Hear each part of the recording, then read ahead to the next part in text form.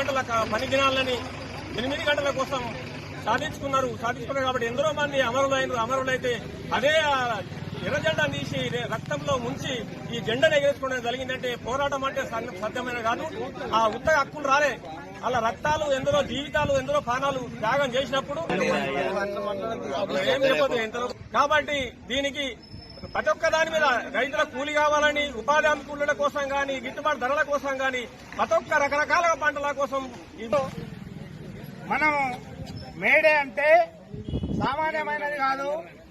గత 129వ సంవత్సరాలు గడుస్తున్నా ఇంకా దోపిడీ నుండి విముక్తి పొందడానికి మన పోరాట ఫలితమే 24 గంటల ఎట్టి చాకిరి నుండి 8 గంటలకు మన పోరాట ఫలితంగా దాన్ని సాధించుకున్నాం.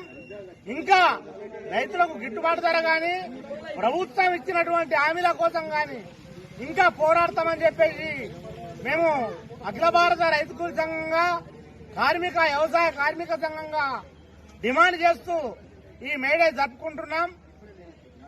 దానికి అందరూ ఉద్యమించాలని చెప్పి కోరుతున్నాం.